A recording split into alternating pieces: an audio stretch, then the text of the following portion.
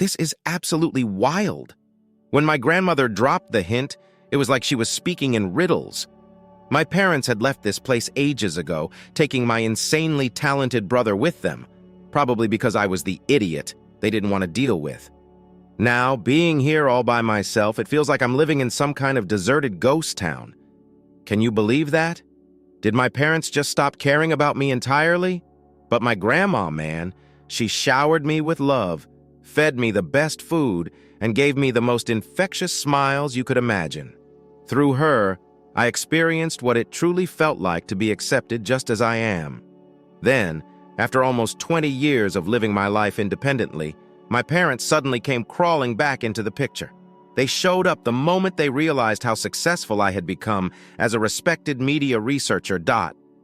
But something about the way they approached me, grinning like wolves, felt dangerous. I could sense there was something sinister behind their intentions. Watching them act so desperate and realizing it was their own choices that led them here stirred up a burning anger inside me.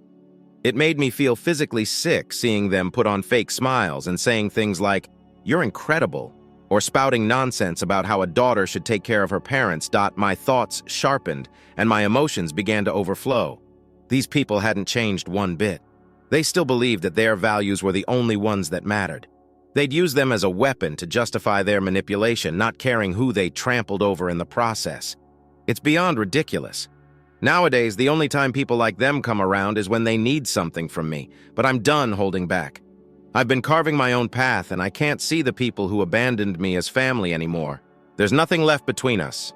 It was time to finally speak my truth. I made it official. I cut all ties with them and renounced any claim to their inheritance. My name is Sarah, and I'm a 28-year-old researcher. As a kid, I loved playing outside, splashing through muddy puddles and digging in dirt until I was completely covered in grime. It all started when my science teacher gave this talk about germs, and my mind was blown by the idea that there were things you couldn't see with the naked eye. Under a microscope, these tiny creatures looked so weird and fascinating, even though you couldn't see them normally. I was so obsessed that I begged my parents to buy me a picture book from the store so I could see things I'd never seen before. But guess what? It wasn't enough. We didn't have a microscope at home, and I couldn't always use one at school either. Can you imagine how frustrated I was? My teacher started teaching us about these amazing microorganisms that lived in the fallen leaves and mud, feeding on decaying matter. I ended up covered in mud, digging around, totally captivated by the tiny creatures living in the soil. "Sarah, why do you keep ruining your clothes?" my mom would ask. "How many times do I have to remind you?" My mom wasn't thrilled when I'd come home with dirt-stained clothes, and she wasn't shy about letting me know.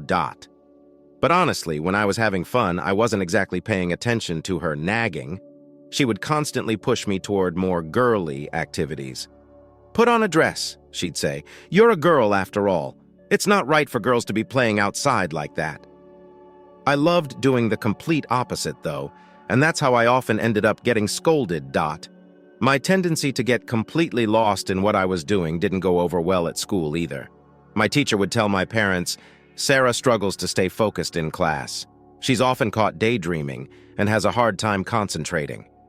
My mom would laugh awkwardly, apologize, and gently remind me later to focus and work harder on my studies. Gently, at first. But the moment the teacher left, she'd grab my arm and go off on a shrill tirade. It was always the same. I couldn't help it, though. Classes were just so boring. The teachers would drone on in the most confusing way, dumping information on us in a way that left everyone lost. Sitting there listening to their monotonous lectures, my mind would drift to far more interesting things. I felt like that, which is why my test results were all over the place. I did well on several tests, scoring almost exactly perfect, but I had trouble getting even in the 20s on other people. My report card appeared to be a roller coaster ride due to my inconsistent behavior.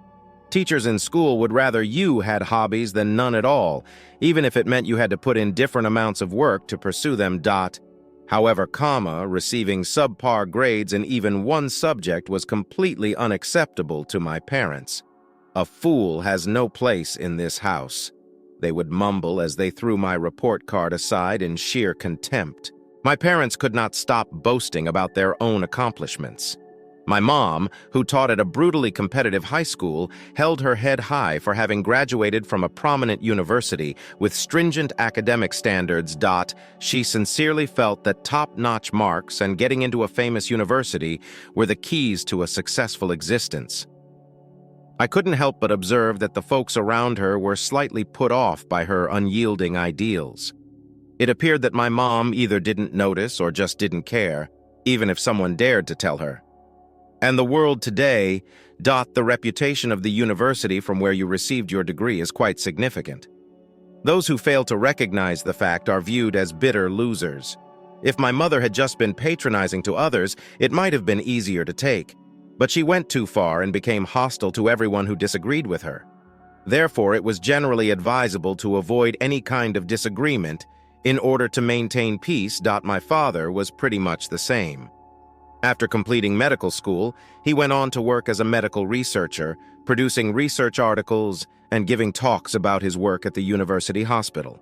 He was adamant that a person's worth was determined by their educational background, and he was not above disparaging patients and staff from other departments according to their educational background. They thought my circumstances were embarrassingly unacceptable. Regretfully, my brother was the total antithesis of who I was. He was our parents' dream child, always obedient and academically successful. He reaped the advantages of his accomplishments with opulent meals that were centered around nutrition and exquisite apparel. I was the whole opposite.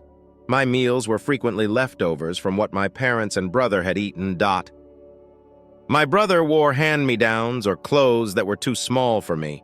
I was never going to get new clothes when I started preferring to do outdoor things instead of interior ones. My brother and I received varied treatment from our parents according to their morals. Nevertheless, my brother and I remained in love, and he was always supportive. My brother was a perpetual student, glued to his study desk and a pile of workbooks. In accordance with our parents' wishes. Even so, he made time to help me with my homework and shared his snacks, even though he knew I wasn't getting any special goodies. We both knew in our hearts that defying our parents' desires wasn't the best course of action. The lowest moment occurred when I was 9 years old, and my brother's schooling and their own employment devoured my parents' time. I started to feel absolutely invisible to them after a while. My parents stopped incorporating me in the meals they cooked for my brother and themselves, and they just told me to fend for myself. They would only let me out of my room when they said it was for doing my homework, when my sibling went to bathe. I would then go through the refrigerator for food or other items, and I would wear whatever clean, accessible clothing I could locate. My muddy, filthy clothes were turned away a lot. Even when I attempted to place them in the laundry, they would remain on the ground. Intriguingly, a tablet would be positioned close by, displaying a video tutorial on operating the washing machine, which ultimately taught me how to do my own laundry. Upon viewing those films, I recall being relieved that no one made fun of my independence. I didn't see my parents at all on some days. My brother was the sole focus of my parents' infrequent moments of free time, as they were always engrossed in their work. There was no eye contact, no reaction to my attempts at conversation, even if we occurred to walk past each other in the house. I thus gradually stopped attempting to have conversations, and as a result, my parents appeared to become even less interested in me. They gave me everything I needed for school and read all of the school handouts with diligence. However, there was a severe lack of appreciation and emotional connection. I decided to just accept that this was how things were supposed to be. It's possible that my mother's co-workers, my professors, never thought she would go to such lengths. There was never any exchange of words or debate over it. And then one day when I got home from school, I saw a message on our vacant living room table.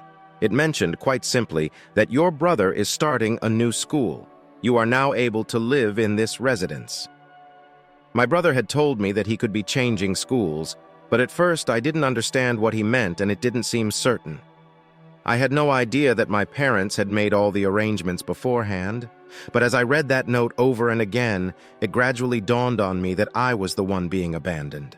It seemed as though my parents were hinting that they didn't need me when they left the house for me and went with my brother. Tears poured down my face as soon as I recognized this. I was so depressed that I believed it was all my fault for not being a good student, as I wasn't always obedient, since I soiled my clothes. It broke my heart, since I could never manage to get my parents to notice me no matter how hard I tried by acting well and performing good deeds.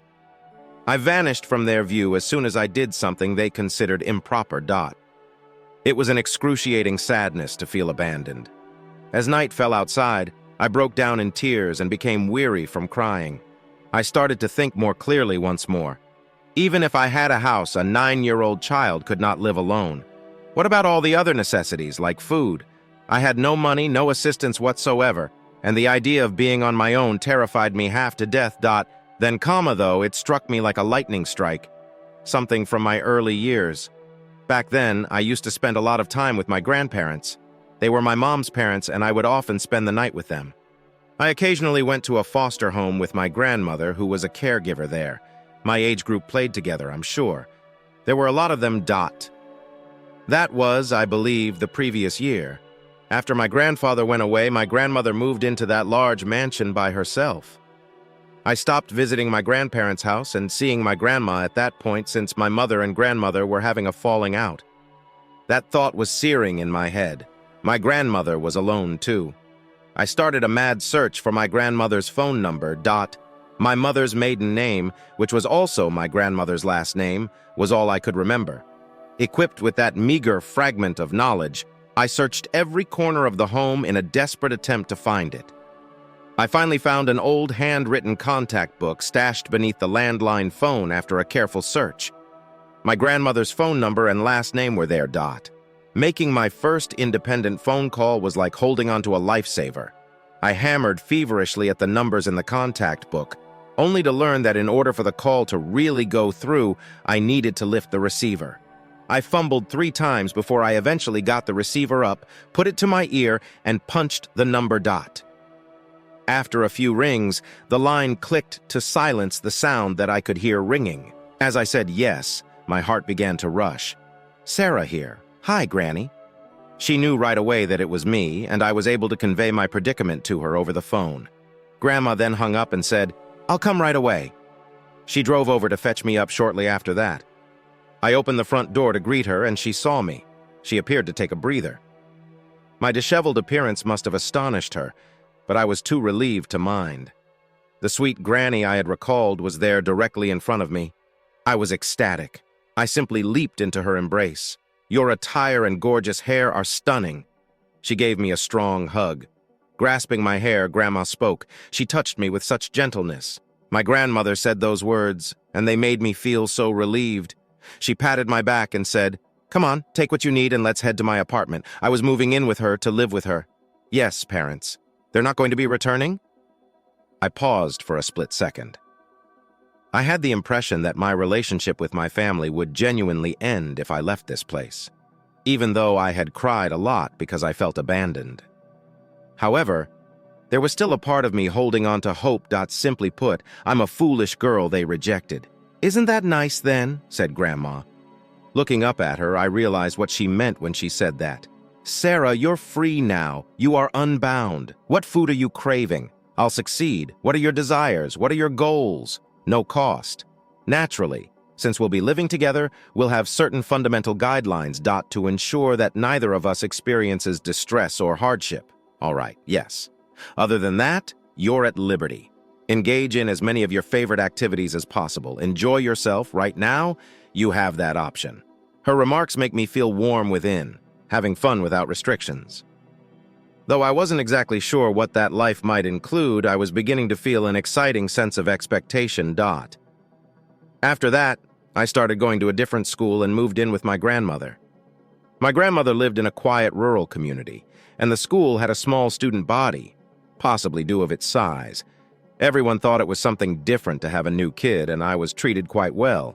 The teachers now gave each pupil their whole attention, and I was spared the previous reprimands. "You have interests, Sarah.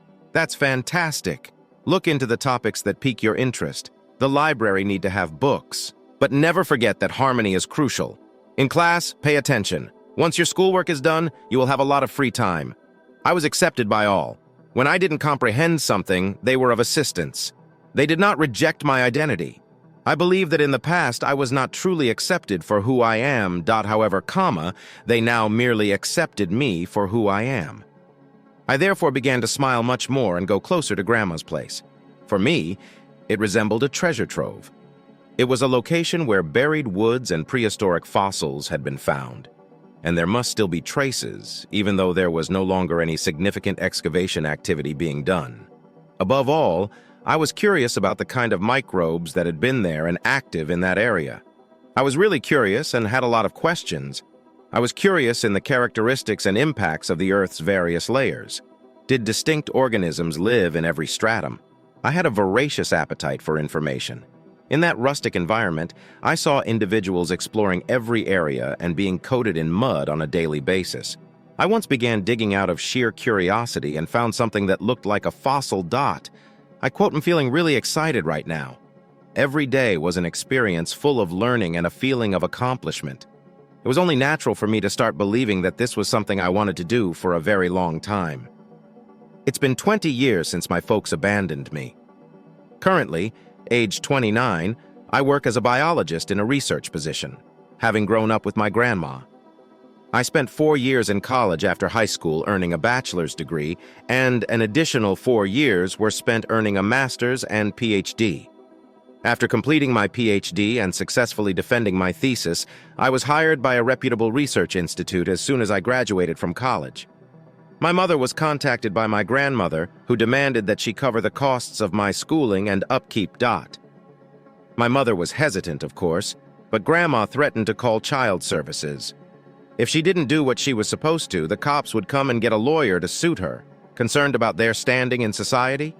With reluctance, my parents gave my grandma the bare minimum of funds. Naturally, that was insufficient to cover tuition, so in order to finish my studies as soon as possible, I applied for grant-type scholarships and honors student programs. I'm currently working on fossil excavation, which is something I've always been interested in, recognizing the age and circumstances of the land. Despite research institutes' notoriously hard work schedules, which frequently surpass 100 hours per month, my life started to become very fulfilling, and I stopped distinguishing between working hours and overtime. Motivated only by my unquenchable curiosity, I used a range of techniques to conduct my investigation and find the answers. It seemed as though there was never enough time to enjoy learning for its own sake. Even though several of my co-workers had quit because they could not stand this atmosphere, I thought the work was fun and easy. I consider it as a compliment when people at work call me a physical and mental powerhouse.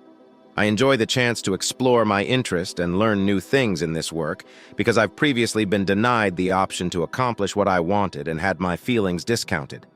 I quote, "V had a strong interest in anything since I was a little child, and this has frequently led to criticism from adults. But I can now apply this quality to my work with effectiveness. My grandmother gave me advice on how to control this tendency and make it work to my advantage. I was able to study more effectively as a result, which raised my marks. My entrance examinations went well, and I was able to make the most of this quality in my research. I was best at mentally prioritizing and arranging several tasks, then systematically working through each one. The sensation of my mind operating at maximum capacity, nearly overflowing while I explored data and discovered solutions, offered an unfathomable joy. It was becoming more and more obvious that I was a fantastic fit for this position. Notably, I had just received an award from a highly esteemed society in recognition of my discovery and thorough comprehension of the special purposes of an uncommon microbe. I had discovered in the sand samples that I examined while conducting a fossil excavation abroad. My initial question was the reason behind the presence of this microbe in that specific strata. I was inspired to write and submit a paper right away after learning about its crucial function in evolution as I conducted research to solve the mystery. This finding kept me away from home for longer than I had anticipated, and I had to spend more time traveling and attending unrelated meetings and media appearances. However, I was able to leave the institute and head back to the United States right when I believed I would be able to resume my other research. The director gave me the instruction to take a few days off in exchange for laying out my intentions. I made the decision to see my grandmother because these occasions are uncommon and there isn't much else to do. So I left the airport and went straight to her apartment. Have you not been busy lately? Not really. The things that are unrelated to work are more annoying. I watched you on television, that gathering. You looked very beautiful in that dress. It was against my choice that I got dressed up and made up. You appeared to be an entirely different person from Sarah as usual. All I was feeling was fatigue. The finest pumpkin stew is still Grandma's. That's wonderful to know. Please help yourself to more if you so desire. My granny kindly extended an offer. When I got to her residence, I took a seat in the warm living room and enjoyed a cup of tea and her delectable pumpkin stew. In that house, my grandmother continued to live alone, and despite her advanced years, her energy was still apparent from her hard labor in the garden. I wished, in silence, that she would have a long and healthy life and be active for many more years to come. The doorbell rang as I was engrossed in these thoughts. The letter. That is not typical. My grandma got to her feet and went to the door. This area has always been sparsely populated, even when I was a young child. Because they are so close-knit, the neighbors hardly ever utilize the intercom for visits because they are aware of every family's makeup. The only individuals that diligently ring the doorbell even now are the delivery staff. My grandmother never shops online, so I was curious what could have been sent. Her slippers, scraping the floor, and the front door opening were audible to me. I had assumed that Granny would return as soon as she got the item, but she took some time to return. Rather, there appeared to be some disturbance at the door. I made the decision to head to the entrance myself after noticing the tense mood. Sarah. Behind my turning grandmother, I heard someone screaming my name as I walked out of the living room and glanced down the hallway to the entrance. A woman and a man were standing at the door, and it was the woman who yelled my name. "I'm so happy. I wanted to see you, Sarah." She motioned for me to come closer. At first, I was unable to identify them. After all, I hadn't seen them in a long 20 years. My mother and father, who were considerably older than I was, were the two individuals in front of me, screaming my name frantically and smiling with effort. What brings them here? What are their desires? They abandoned me 20 years ago, and we haven't spoken for 20 years. David and you, Laura, are a faceless couple. Sarah, my mother was called out by my grandmother. Mom, please keep out of it. My daughter is Sarah. You've never behaved like a dad. You are really daring. Sarah, let's celebrate. Come on over. You performed admirably. Seeing my parents' agitation, my parents collectively cried out while continuing to rant. That they were aware of my recent honor dawned on me. My grandma was the only reason they knew about me, so it's unlikely they expected me to be here. They arrived here, and via a misfortune that was only fortunate for them, they discovered that I was here. Hold it in. You're making the neighbors unhappy. My parents tensed and covered their mouths when I said it.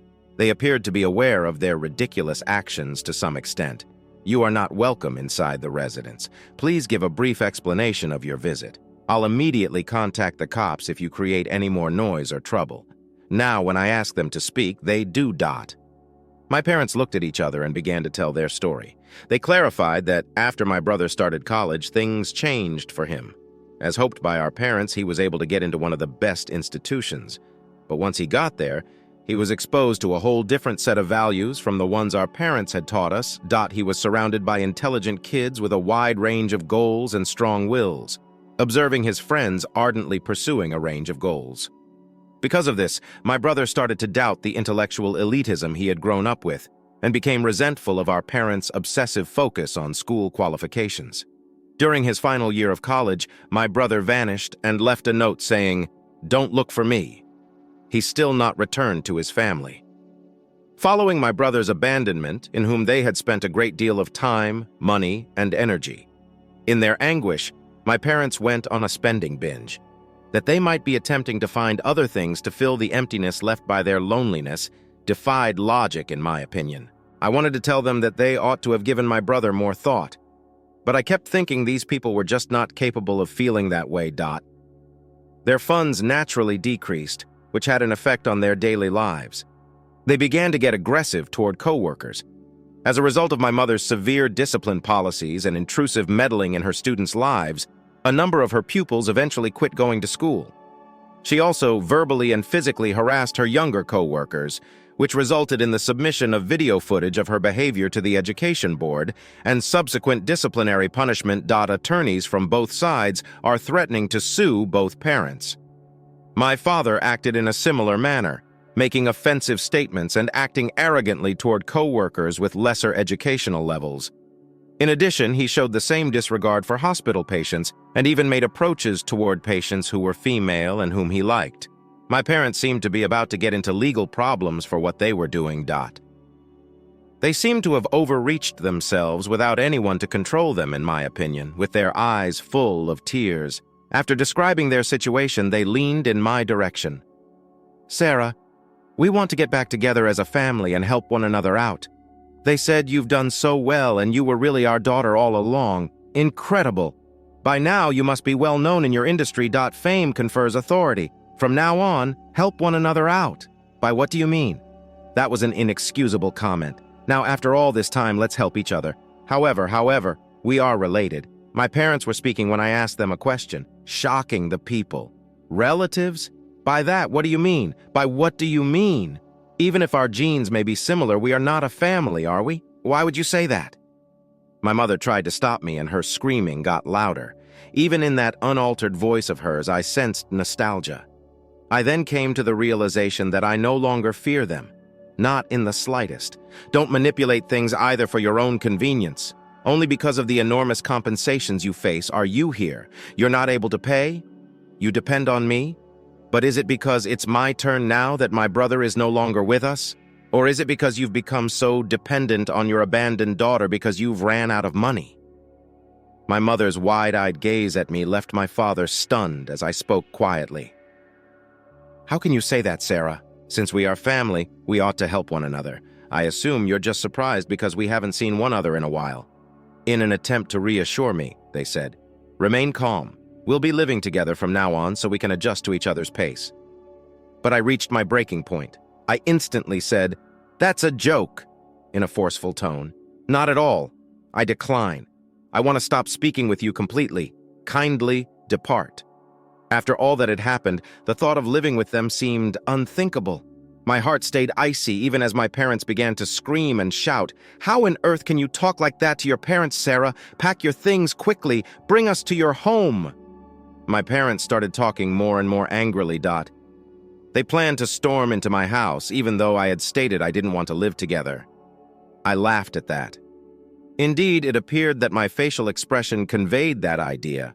I sensed a slight smile starting to appear, in the same way that you didn't treat me like your kid. It's unsettling that strangers who I've never thought of as parents are suddenly telling us that we should live together as a family. It, quote, just your son, your child. I want to stop interacting with you immediately. I thought I don't even want to be invited to the burial. That's what boiling in your blood means. My stomach seemed to be becoming hotter, and my blood pressure looked to be rising. Still, for all the chaos in my body, my head was surprisingly calm. It seemed like a pleasant breeze was softly blowing through my mind.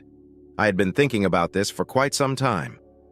Severing the parent-child bond would be impossible, yet cutting links would be necessary to deal with future inheritance issues. But it should work if I cut all ties and just practiced not talking to anyone. At last, my parents became irate and said, "What are you doing acting on your own? Who, in your opinion, covered all the costs? Physicians have a duty to support their parents. Do you realize how blatantly unappreciative you sound?" My parents started yelling again, and all I could do was sigh. I pondered over how I could explain things to them. Are you really of the opinion that you can call yourselves parents just by contributing money? My grandmother spoke quietly. She was, I felt, quite correct. Those people didn't seem like parents to me. Parenting is a reality, isn't it? Yes, it is correct. It appeared that they missed my grandmother's remarks. They went on making loud, confusing assertions. My grandma turned on her heel, sighing at their incessantly loud and nonsensical fights.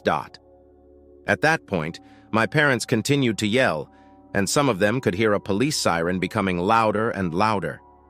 My grandmother's house was where the automobile stopped, and I couldn't help but wonder if there had been an accident. A throng of people gathered around the patrol car as the police officers got out of the vehicle. Even amid the bucolic, serene environment, this kind of intense debate would soon be noticed by the neighbors. It seems that someone had misinterpreted the situation and phoned the police. Even though we were in the country, my dad seemed really nervous when the police showed up. Their responses were halting and their grins were forced. I told the cops, very coolly, that this was the first time I had seen my parents in 20 years and that they had left me behind, taking only my older brother, They declared their want to cohabitate. Everyone in the vicinity began to whisper. My parents gave me a frown, but their reaction made the whole thing seem more plausible. We secured all the doors and closed the front entrance while the cops kept my parents at a distance. My parents didn't visit the house afterwards, as was to be anticipated. My parents seemed like good people, and I heard from the neighbors that they spoke with the police for a while before leaving as if nothing had happened, After then, a few days went by, but my parents were nowhere to be found. Even the neighbors appear to be on guard, but it appears that neither of them has visited this region. Is it possible that they only paid me a visit out of desperation? I had to go back home before the vacation was up, so I had started to unwind when someone else paid a visit to my grandmother's place. Hello, Sarah. It's been a long time. My older brother welcomed me. His hair was long and carelessly knotted up, and he looked sun-kissed. The smile on his face as he shouted my name allowed me to recognize him. My brother, who had vanished a while back and hadn't been heard from in a number of years, was standing at the door. I escorted my brother into the living room where we sat down to discuss the specifics and reconnected with a few acquaintances from his time in college. After learning about our parents' unusual behavior, my brother, who works part-time, had been eagerly waiting for a chance to leave that house. When the time came, he took use of his ample savings to exit the nation. His objective was to tour the world and see different people in different places. He claimed to be a local worker who shot a lot of pictures and shared them on social media. He received a call from a publishing company asking whether he would like to start a photographic business. In return for them giving him photo work, he accepted the offer. He had come back to the United States after a few years for that reason. I happened to see you on the news when I was in Rome. Sarah. Oh, that's when I received the honor. Yes. You understand, You mentioned grandmother throughout that interview. Recall that my motivation for going back to the United States was to see my grandmother. However, there was still another explanation. My brother said, I wanted to find you, Sarah. He looked me in the eyes, his happy laughter abruptly giving way to a solemn, straightened posture. I sincerely apologize to Sarah for all that occurred in the past. As you are aware, Why are you now saying this? It's not an abrupt change. Every time I see you, I want to apologize to you. There was no smile on my brother's face. When we were sharing that house back then, I didn't really give it much thought. We never ate dinner together. I was also the only one who our parents would take out on holidays. I didn't think it odd that we dressed so differently, despite the evident difference. All I was thinking about was my homework, and at the time, I believed that we were just regular siblings who enjoyed playing together. With wrinkled brows and fisted palms on his knees, he shook his head. When I told my college seminar attendees that I was a sister telling each other historical tales, they reacted with a mixture of astonishment and amazement. That's when I realized that you had every right to be angry with me. My brother acknowledged that when I left the house, I ought to have gone to apologize. I should not have waited until now to do it. I sincerely apologize for living a carefree life when you were going through so much suffering. He cast his eyes down. As soon as I left the house, I really ought to have gone to apologize. I apologize for delaying it till now, though. I apologize for assuming that, during such a trying period, you were expected to lead a typical life. His sincere apologies. Missy, forget about never having resented my brother before. Still, I was unable to arouse any animosity toward him and refrained from wondering, why me? Or why is my brother the only one? I was so consumed with our parents at the time that I hardly ever thought about such things. I don't hate you, and I'm not upset with you. I added, you were the only one who really talked to me back then, and my brother's eyes filled with tears as his face twisted into a sad frown. With her hands holding a dish and a mint, our granny came over. How about some candied sweet potatoes for the two of you? It was my grandmother's homemade candied sweet potatoes, which she had been preparing since yesterday after harvesting them from her garden. Knowing this, I had to laugh at my grandmother's conscious effort to bring us back to that by creating the impression that we were in the past. Whoa. I feel like I'm back there. My brother said, "I've been craving these for ages." Indeed, aren't Grandma's candied sweet potatoes the best? I used to think they were great. I answered, "I know. Kindly feel free to take as many as you wish. Together, let's enjoy them." After all this time, we were sitting across from each other at the table and eating the same dish. It was a touching instance of mutual understanding. We were moved to tears by that small deed. It tasted a little salty, but it was a special moment anyway. Later, I found out that our parents lost their positions as a result of more incidents that made news and the substantial compensation they had to pay. They appear to be leading modest lives now, working with individuals who, because of their lesser educational attainment, they used to despise in front of younger supervisors who merely held high school diplomas. They had to lower themselves. I thought it was an important lesson for kids, even though it must have been a humiliating experience for them. After 20 years apart, my brother and I started talking often, eating together and going to our grandmother's house. Spending time with my brother as a family made me genuinely joyful. My brother and I were thankful for the times we spent with our grandma, and we felt content in our private and public lives.